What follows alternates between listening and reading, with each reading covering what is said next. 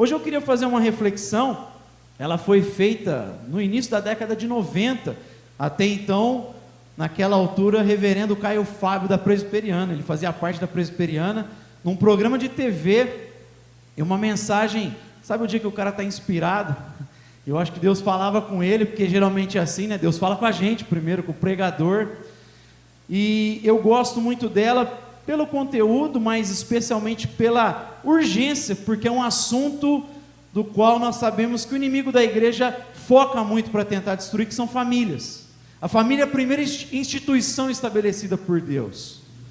Se tem algo que é alvo do inimigo, é tentar destruir famílias. Se a gente tem famílias desajustadas, a gente vai ter uma sociedade desajustada, igrejas desajustadas.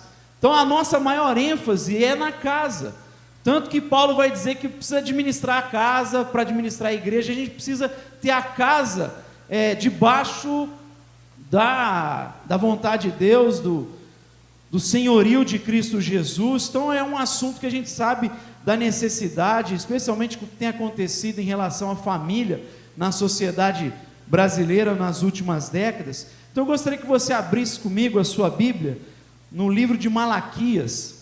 A gente vai ler o versículo 6 do capítulo 4, Malaquias 4, 6, profeta Malaquias, capítulo 4, versículo 6,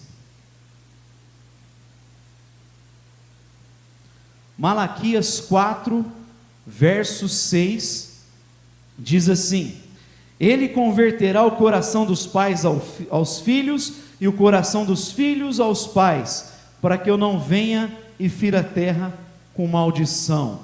Agora vai lá para trás, deixa a sua Bíblia aberta em 2 Samuel capítulo 13, que a gente vai percorrer do capítulo 13 ao 18, e mantenha a sua Bíblia aberta em 2 Samuel capítulo 13, vamos orar mais uma vez. Pai Santo, nós te damos graças pela tua palavra, pedimos que nessa hora o teu Espírito possa abrir os nossos corações, nossas mentes, para absorver os princípios que ela apresenta para nós, para que gere fruto nas nossas vidas, para que esses valores possam crescer dia após dia em nós, nos nossos lares, na tua igreja, que o Senhor possa direcionar, conduzir esse tempo. Nós te pedimos para a honra e glória do teu santo nome, amém. Meus irmãos, eu lembro que décadas atrás no Brasil, começou-se a ensinar em muitos púlpitos uma teologia chamada da maldição hereditária, que era muito complicada a abordagem que os pregadores faziam dessa teologia, porque ela acaba relativizando os efeitos do sacrifício de Cristo na cruz. Porque muitas vezes a ideia que se apresenta em púlpitos, e até hoje algumas igrejas pregam isso em púlpitos, é que você, para quebrar determinadas maldições, precisa participar de uma campanha X na igreja, ofertar Y na igreja, receber a oração do pastor, e a gente esquece que na cruz de Cristo o texto diz que toda a maldição foi quebrada. Toda a maldição que havia sobre nós, ela acaba na cruz do Calvário. Então é uma teologia que ensina algo equivocado, ela diminui os efeitos daquilo que Cristo Jesus fez na cruz do Calvário, e ela muitas vezes não foca naquilo que de fato é maldição, que não tem a ver com as maldições que foram feitas por antepassados, mas com aquelas maldições que muitas vezes nós estamos produzindo por causa de maus hábitos nas nossas casas, por causa de uma cultura perversa que a gente permite muitas vezes que venha florescer nas nossas casas. Então não tem que ser um olhar para trás, mas um olhar para aquilo que nós estamos construindo hoje nas nossas casas, na relação com os filhos, na relação com a esposa, na relação dos filhos com os pais. Esse tipo de cultura que a gente tem que parar, se atentar e ver, discernir, detectar, para abandonar e construir novos hábitos que são respaldados pela graça de Cristo Jesus, que são purificados pela cruz de Cristo. É aí que está a grande ênfase. Tem a ver com uma maldição que é quebrada, não com campanha, não com dinheiro que você dá, porque isso não vai quebrar a maldição. Tem a ver com conversão diária, mudança de hábitos, novos hábitos que estão debaixo da cruz do Calvário. Então é detectar o que nós estamos fazendo hoje, e nesse sentido, não existe exemplo mais, de um lado, um melhor exemplo, mas também trágico do que essa história de 2 Samuel 13, que tem a ver com a relação de Davi com seu filho Absalão. Não existe exemplo melhor e mais trágico do que esse, em relação a Davi e o seu filho, e a incapacidade de perceber, de detectar males que estavam crescendo no seio daquela família e que se tornaram uma bomba lá na frente.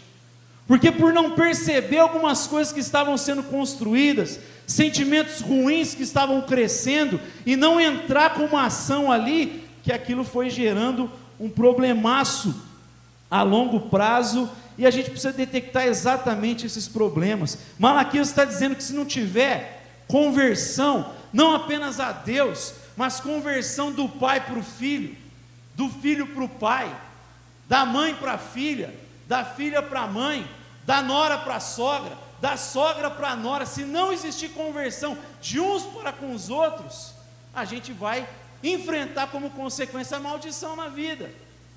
Para quebrar isso, Malaquias está dizendo, é preciso converter o seu coração ao seu filho, filho, converte o seu coração ao seu pai, é preciso ter conversão uns aos outros, o profeta está dizendo.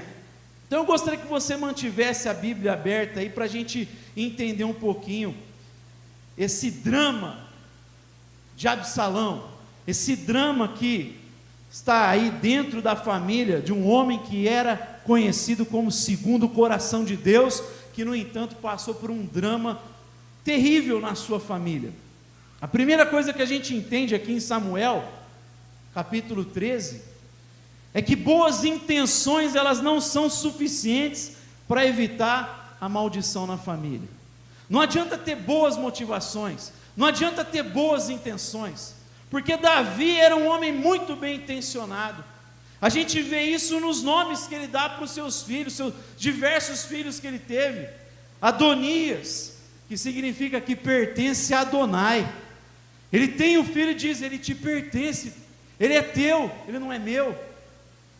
Salomão, pacífico. Absalão, Abshalom, o pai da paz. Imagina quanta esperança, quanta expectativa no coração de Davi quando ele coloca esse nome no filho. Você vai ser o pai da paz. Talvez, quem sabe, vai ser um rei extraordinário lá na frente. Quanta esperança a gente não tem quando está criando os filhos, quando tem os filhos, a primeira vez que você vê o rostinho deles, do seu filho ali, quanta expectativa, quanta esperança, quantos sonhos será que Davi não teve aqui? No entanto, ele não foi capaz de transformar essas expectativas, essas boas intenções, em ações efetivas na vida do seu filho Absalão. Ninguém que coloca o nome de um filho de pai da paz vai imaginar que um dia esse filho vai trair você e vai tentar dar um golpe de estado em você. Ninguém que coloca um nome num filho assim vai pensar que um dia isso vai acontecer na sua casa. Davi estava cheio de expectativa aqui, jamais imaginava que um dia seu filho Absalão iria dar um golpe de estado nele, iria traí-lo, porque ele não foi capaz de transformar as suas boas intenções em investimento na vida dos filhos. Por que será que ele não conseguiu fazer isso? Talvez porque ele fosse ocupado demais. Tinha 20 filhos. Quem consegue ser pai para 20 filhos? 30 filhos? É muita gente para você dar atenção, para você cuidar. Talvez ele não tinha, ele era ocupado demais. Rei, ia para a guerra, um homem que fazia negócios, um homem ocupado, como muitos hoje. Talvez ele tinha essa prefiguração do homem moderno, que é pai de família, que é empreendedor, que tem que cuidar, está lá na igreja, administra várias coisas ao mesmo tempo e não consegue dedicar atenção especial ao filho. Mas talvez porque ele fosse ausente, quem sabe, demais, talvez o único momento que ele visse os seus filhos fossem aqueles momentos formais demais, jantares formais na corte, no palácio. Talvez o que ele tinha com os filhos nunca passou de uma reverência que os filhos tinham em relação ao rei de Israel. nunca conseguiu converter aquilo em brincadeira com os filhos, com riso despretensioso com os filhos, com investimento de tempo, de atenção. Talvez foi só aquela reverência do filho para o pai. A gente aprende aqui que não adianta ter sonhos, não adianta você fazer oração pelo seu filho, não adianta você juntar dinheiro para os seus filhos no futuro, porque Absalão era rico.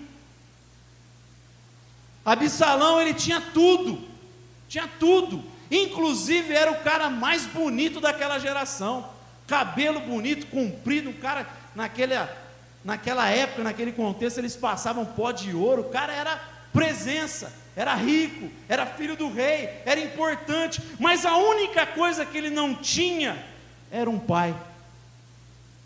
Não adianta ter sonho, não adianta você ter expectativa, boa intenção, dinheiro. Olha o tanto de dinheiro que eu estou juntando para deixar para os meus filhos. Teu filho e o meu filho, eles precisam de pai. Eles precisam de pai. Absalão tinha tudo, a única coisa que ele não tinha era um pai que desse a atenção que ele queria, que ele necessitava. As principais falhas de Davi, embora seja um homem extraordinário, um exemplo, um herói, são dentro da sua casa, na relação com seus filhos. A omissão de Davi, ela abre uma porta para que a desgraça chegasse na sua casa, na sua família. Essa história, essa tragédia, esse drama, ele começa com o filho mais velho de Davi, Amnon. Esse homem, ele começa a sentir cobiças, desejos pela sua meia-irmã, através do seu pai, irmã pelo pai. Tamar, ela era irmã de Absalão. O texto diz que ela era muito bonita. E Amnon começa a cultivar essa cobiça em relação à própria irmã. Ele começa a ter desejos pela própria irmã.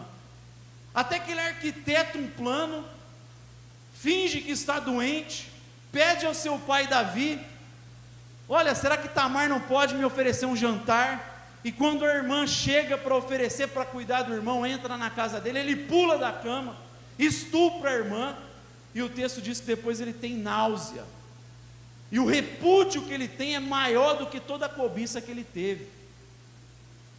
Toda a nação fica sabendo do escândalo, toda a nação fica sabendo daquela tragédia que aconteceu na família do rei. Davi fica sabendo, a corte fica sabendo, o país fica sabendo, e Davi não faz nada. Davi não acode a filha, Davi não chama a atenção de Amnon, não trata como ele deveria ser tratado. Naquele contexto poderia inclusive ser morto pelo que fez. Davi não faz nada. E aí Absalão, que era irmão de Tamar, parte de pai e mãe, ele convida sua irmã para morar com ele. E durante 2 anos Tamar vive com seu irmão Absalão. E nesses 2 anos Absalão fica esperando o pai fazer alguma coisa, e o pai não faz nada. Durante 2 anos o pai não faz nada em relação a um estupro dentro da sua casa. E aí Absalão começa a nutrir um ódio por Amnon. E todo mundo sabia que Absalão odiava Amnon, seu irmão, seu meio-irmão. Até que um dia Absalão, cansado de esperar que o pai não faz nada, ele diz para o pai: olha, permita que eu leve Amnon para uma caçada comigo. Todo mundo sabia que ele odiava o irmão. E Davi diz: mas por que levar Amnon? Por que você não convida todos os seus irmãos para irem junto? E aí ele então convida os irmãos, finge que está tudo tranquilo, bebem, e quando Amnon está bem para lá de Bagdá, tinha bebido muito, não desconfiava de nada do irmão, ele havia dado ordem para os seus homens matarem, executarem Amnon. Então no momento mais vulnerável, eles vão, matam Amnon, a notícia chega até Davi, o texto diz que ele se enche de ódio, e Absalão foge, vai embora. Davi até persegue um pouco, mas sabe que ele vai se refugiar na casa do avô, e Davi então para de perseguir, deixa Absalão na casa do seu avô, ele fica lá por 3 anos, conta comigo, o estupro, 2 anos esperando o pai fazer alguma coisa, o pai não faz nada, ele executa o seu meio-irmão, mata o meio-irmão, foge para a casa do avô, passaram-se mais 3 anos, são 5 anos. E aí ele manda um recado para o pai: assim não dá.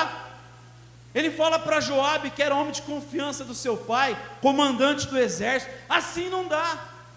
Joabe tenta aproximação, permite que ele vá morar 2 quilômetros da casa de Davi. Ele vai morar 2 quilômetros da casa do seu pai. Davi deixa ele vir, mas por 2 anos Davi não fala com o filho, não olha o filho no rosto. Já passou ano para chuchu aí, né?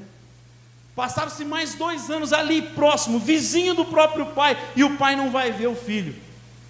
E aí ele fica indignado, ele diz: assim não dá. Fala para o meu pai que ele me mate, mas que pelo menos ele veja a minha face. Ele pode me matar, mas pelo menos me olha no olho, me olha na cara. E aí Joabe conversa com Davi, Absalão entra, todo mundo esperando alguma coisa, esperando Davi dar um chacoalhão no filho, e Davi simplesmente dá um beijo no rosto do filho. E aí Absalão sai do palácio dizendo: não há rei, não há justiça, o que existe é um cara emocional. Se eu fosse rei, teria justiça aqui. Se eu fosse rei, seria diferente. E aí Absalão, ele começa um motim a partir daquele momento, uma revolta contra o próprio pai. Ele é coroado rei de Hebrom, ele cerca Jerusalém, eles dão ordens, aliás, dão conselhos para Davi fugir para o deserto, e aí eles infiltram homens na corte de Absalão, para darem conselhos para que ele ouvisse e acabasse prejudicado, um conselho a fim de prejudicar os planos de Absalão. Isso acontece, Absalão tem que fugir em dado momento para a floresta, e Joabe vai atrás, e a única ordem de Davi: olha, façam o que puderem, mas poupem a vida do meu filho Absalão. Mas Joabe já está cansado de toda aquela história, e ele encontra Absalão com os cabelos presos nas árvores, e aí ele vem e executa Absalão, mata Absalão. E aí a notícia chega a Davi, ele fica sabendo que o seu filho havia sido morto.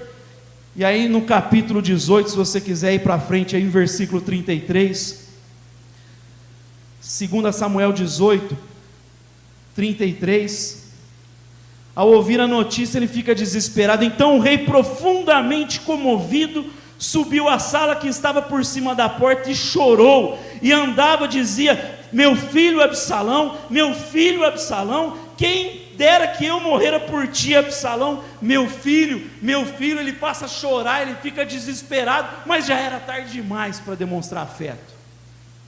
Já era tarde demais, seu filho já havia sido morto.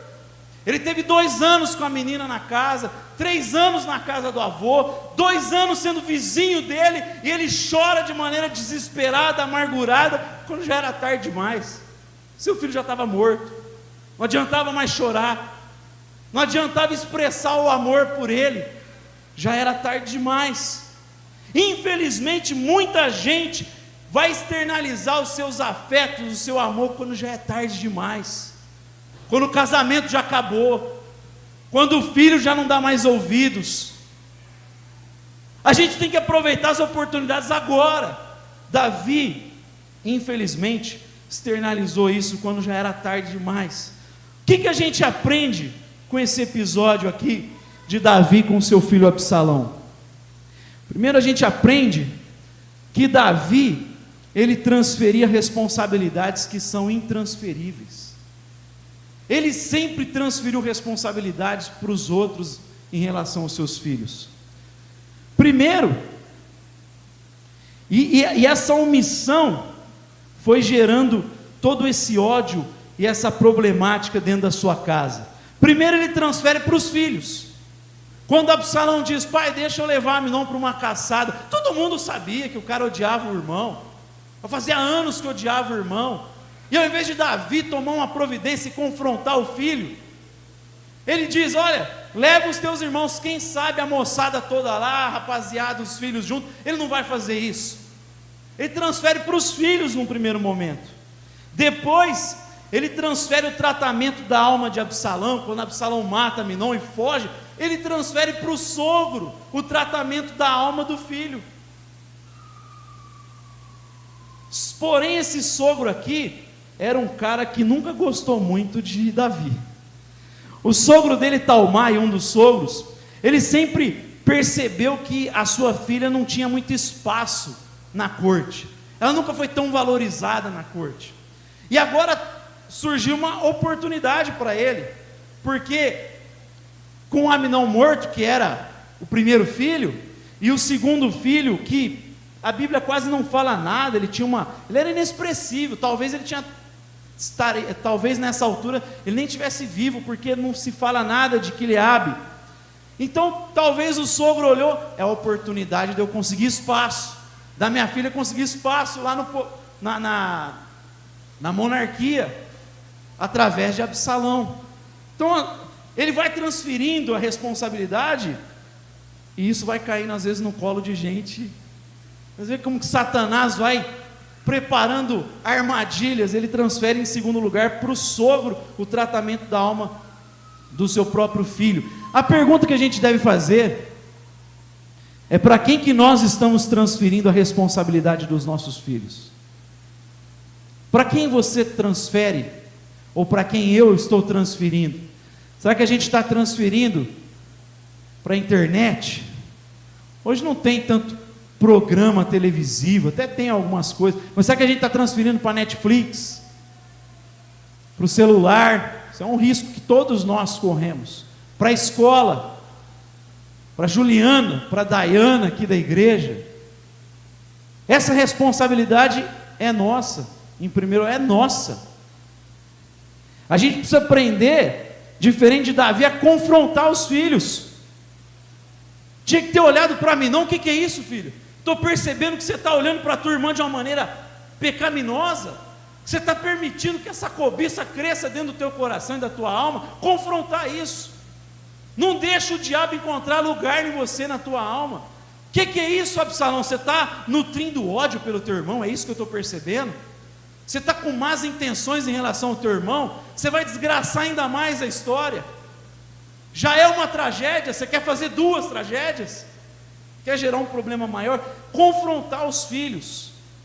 Filho, eu estou percebendo que isso está errado na tua vida, você precisa mudar aqui, porque você vai colher frutos amargos lá na frente. Muda essa postura, muda esses hábitos. Confrontar.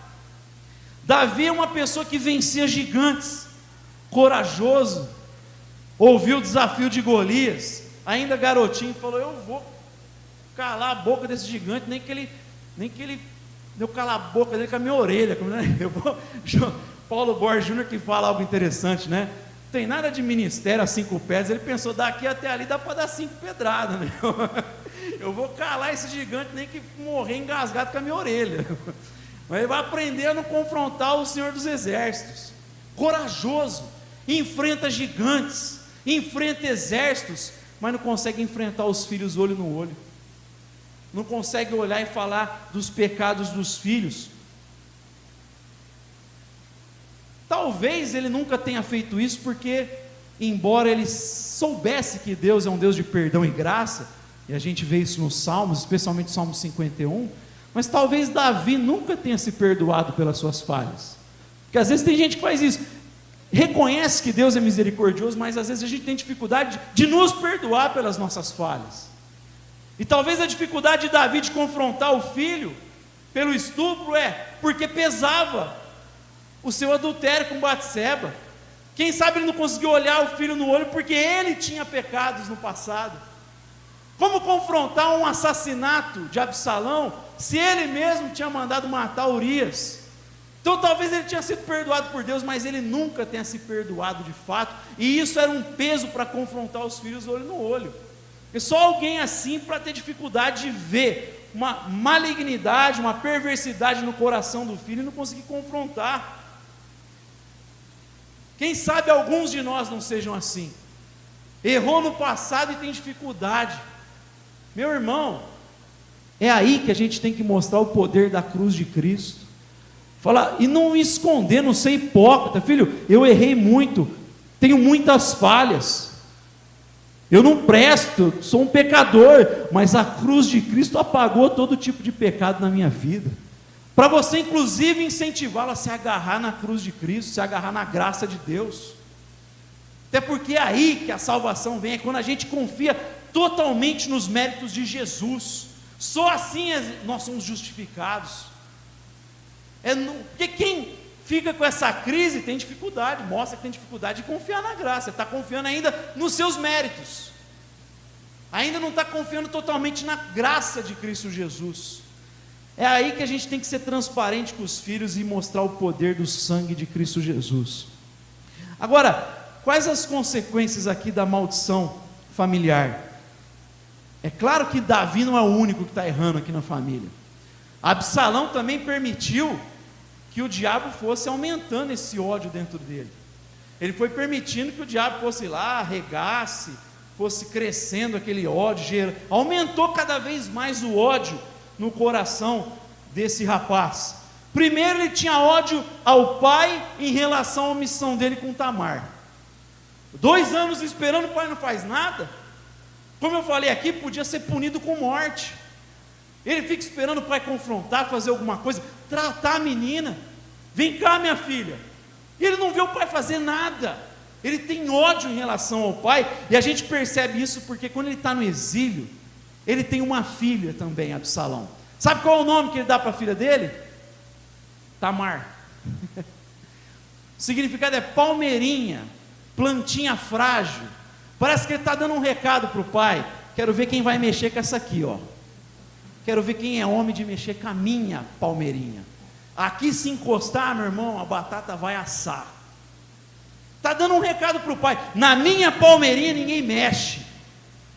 Primeiro ele tem ódio em relação à omissão do pai. Quero ver tocar aqui na minha filha. Depois ele tem ódio à maldição do amor fácil, a gente vê. Ele tem ódio em relação à sua própria situação com o pai. Poxa, 2 anos esperando, o pai não faz nada. Ele mata o irmão, ele foge, passam-se 3 anos, o pai sabe que ele está lá na casa do sogro, não faz nada.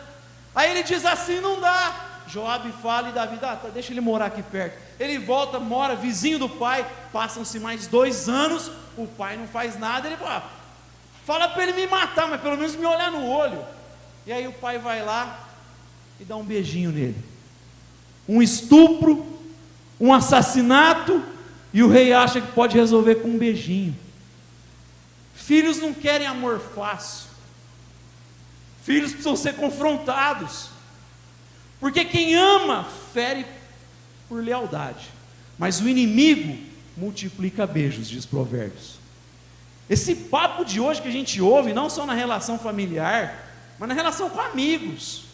Hoje a gente tem uma ideia de amor que acha que é só sentimentalismo barato. Tem muito sermão em púlpitos hoje que é sentimentalismo. O povo acha que amor é sentimento. Amor não é sentimento, não. Amor é hábito, amor é ação. Paulo fala muito mais do que o amor faz. O amor é bondoso. O amor não se alegra com a injustiça, ele se regozija com a verdade. Tudo sofre, tudo crê, tudo espera, tudo suporta. Isso aí que é amor. Amor não é sentimento. Por isso, quando você vai se casar, você pode ser fiel, porque você está prometendo cumprir uma ação, não um sentimento. C.S. Lewis vai dizer em Cristianismo Puro e Simples que você prometer ter um determinado sentimento até o final da vida é a mesma coisa que você prometer que não vai ter mais dor de cabeça na vida. Você não consegue cumprir isso. No altar você promete ter ações para com a sua esposa e ela promete ter ações para com o seu marido.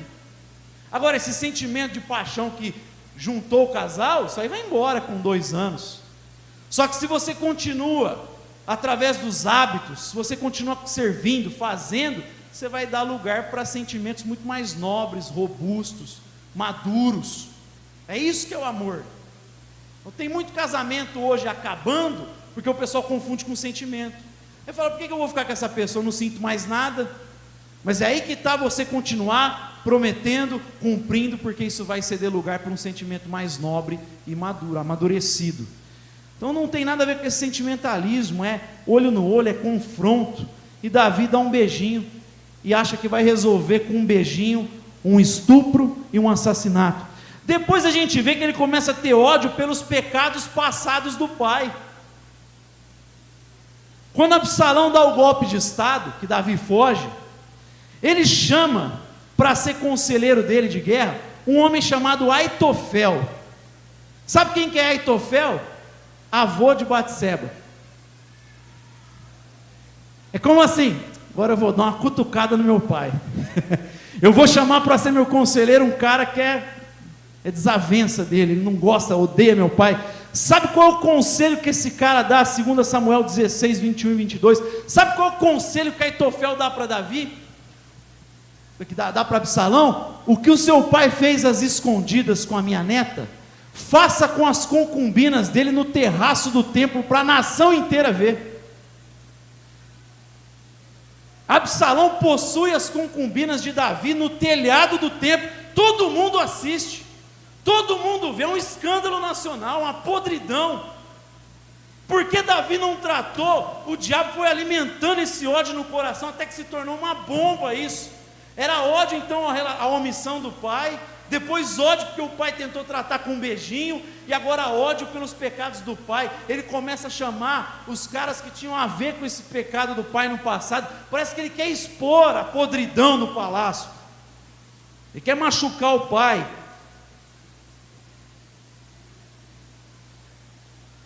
É curioso porque nas nossas relações somos crentes em Cristo Jesus, e muitas vezes os casais são assim. Às vezes quer resgatar um negócio lá atrás, né? Eu não vou falar, geralmente quem faz isso é homem, a mulher não faz isso. Resgata um negócio lá de trás, né?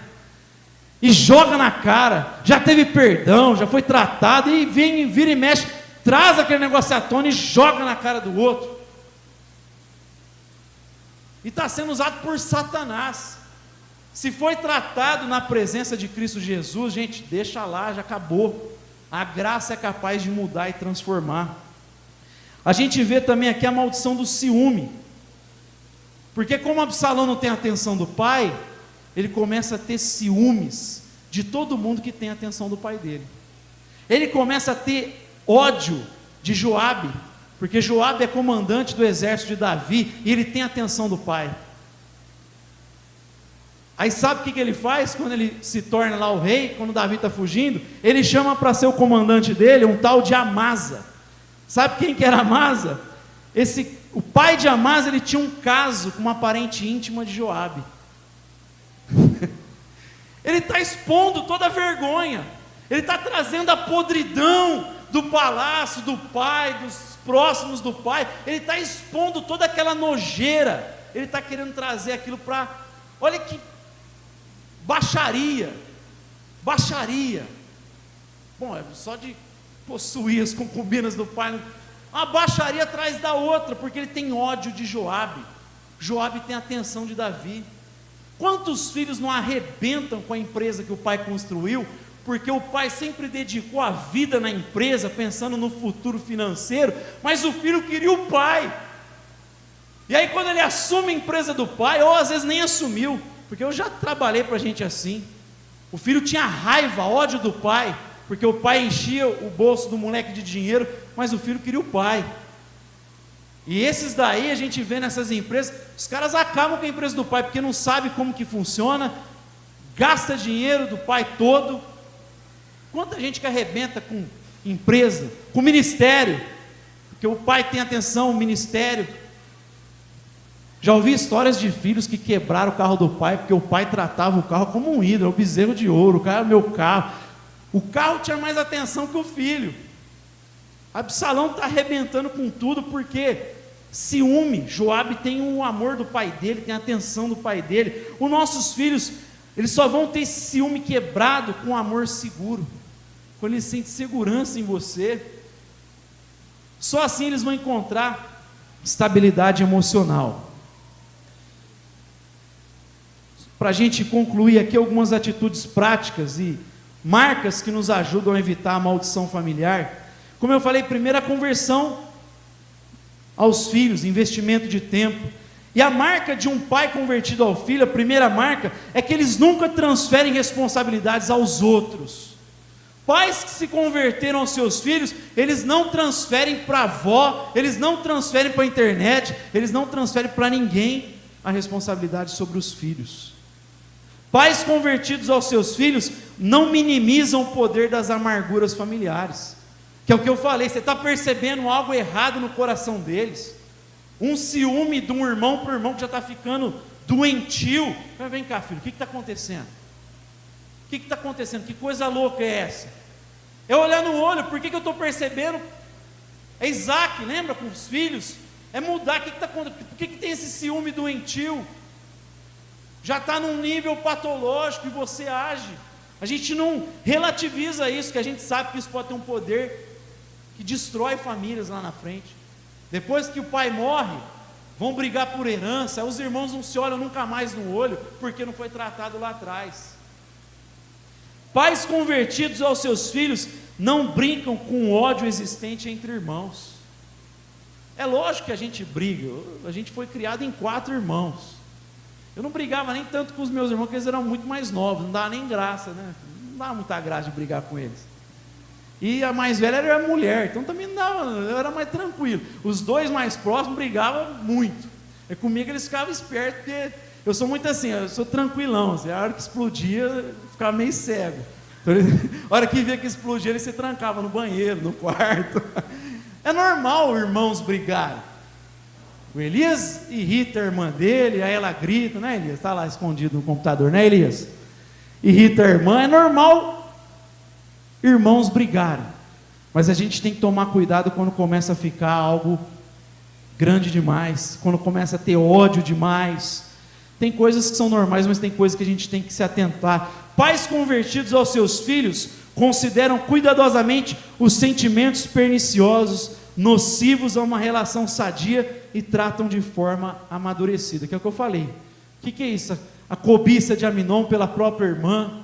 Vem cá, meu filho, vamos orar para acabar com isso. É diabólico, isso é diabólico.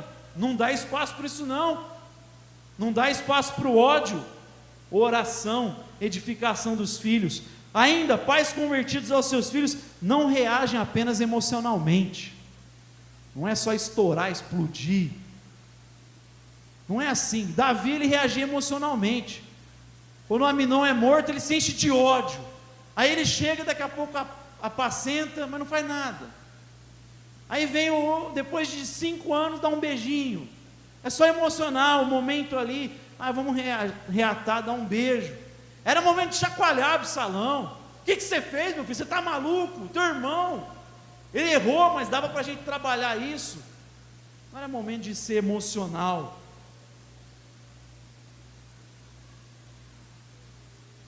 Os nossos filhos, eles precisam de senso de justiça, de verdade, de integridade. Não é só explosão de raiva. Eles precisam perceber esse senso nosso com o que é certo, com o que é justo, com o que é íntegro, com a verdade. Sexto e último, pais convertidos aos seus filhos não fogem dos seus pecados da juventude. Não tem camuflagem, como eu falei, não tem hipocrisia, tem sinceridade e certeza do perdão da cruz de Cristo.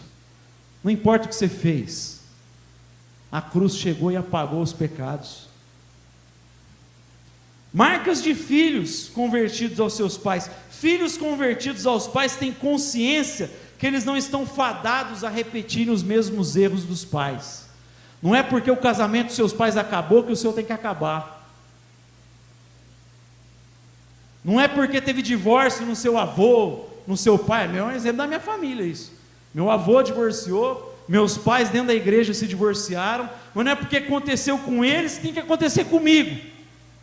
Embora a gente carregue marcas, sequelas, quem passa por divórcio sabe, especialmente dentro da igreja, a gente sabe as sequelas, as marcas que ficam, os traumas que ficam, mas não é porque eu passei por isso que eu tenho que seguir o mesmo caminho, o mesmo exemplo. Eu posso tentar romper com esse histórico familiar, mesmo que não vai ter uma família perfeita, mas eles vão ver uma família que com as suas imperfeições decidiu continuar junto, ser fiel, amar, trabalhar para o bem da família. A gente não está fadado a seguir o caminho dos nossos pais. A graça, ela muda. Deus pega um cara que perseguia a igreja, transforma ele no maior missionário que vai sofrer pela igreja, que é o apóstolo Paulo. Deus pega um cara que era dono de escravos e que viu mais de 20 mil escravos morrendo com ele nos trajetos da África à Inglaterra, transforma esse cara num pastor, John Newton, e ele vai discipular o cara que vai acabar com a escravidão na Inglaterra. William Wilberforce é discípulo de John Newton, que escreveu Amazing Grace. Maravilhosa graça. Então Deus faz essas coisas, a graça vem, pega um cara e joga ele lá, a graça transforma. Você não está fadado a repetir os erros dos seus pais, você pode ter uma vida diferente. Filhos convertidos aos seus pais não acham que o tempo vai curar as feridas. Deixa Deus arrancar os seus traumas. Não é o tempo igual Absalão ficou esperando 2 anos, depois esperou mais 3. O tempo não cura nada. O tempo não cura por si só. Se você não abrir a alma e deixar Deus tratar, você não vai ser curado nunca dos seus traumas. Olha a história de Ana. O texto diz que Ana tinha amargura porque ela não tinha filhos, era estéril. Subia uma vez por ano com o seu marido Eucana para oferecer sacrifícios a Deus, e o texto diz que ela voltava pior, porque a rival dela provocava ela. Para ela era uma vergonha ser estéril. Agora pensa, ela vai para a presença de Deus e volta pior do culto. Então está cheio de gente que vai para o culto e volta pior para casa, porque não adianta vir para o culto e você não rasgar a tua alma diante de Deus. O texto diz que no dia que ela se curvou, e aí ela derramou aquele veneno da alma dela, naquele dia o semblante dela mudou. Deus usou até o sacerdote, não tinha compromisso nenhum com ele, para falar: pode se levantar tranquilamente, porque Deus vai ouvir o teu clamor. E o texto diz que 1 ano depois, ela tem o filho Samuel, e ela dedica a Deus. Quando é que houve a cura? Quando ela rasgou a alma. Ficou anos com a alma amargurada, carregando veneno na alma. Está cheio de gente assim, está com problema com Deus, problema com o marido. Ela foi ficando cega, inclusive, para as relações, né? Porque ela fica cega em relação a Deus, ela fica cega em relação ao amor do marido por ela, e ela nem cuida dela mesma, porque ela nem comia, não se alimentava, aquele semblante abatido, depressivo. No dia que ela se curvou diante de Deus, rasgou a alma, desnudou a alma, trouxe para fora aquela podridão, aí a graça de Deus veio, e ela foi curada. Inclusive ela entendeu que tem orações que são muito maiores, as orações que Deus quer que a gente faça, né? Porque ela queria acabar com a vergonha dela, e Deus queria acabar com a vergonha da nação. Ela estava querendo um filho, Deus estava querendo um profeta. Ela está orando, vem um filho, e aí ela fala: se você me der esse filho, eu dedico a você. E a nação estava largada na mão de Eli, dos filhos dele carnais, e Deus queria um profeta. E aí a hora que ela oferece a Deus, Deus usa a boca de Eli para falar: não, você vai engravidar. E aí acaba com a vergonha da nação.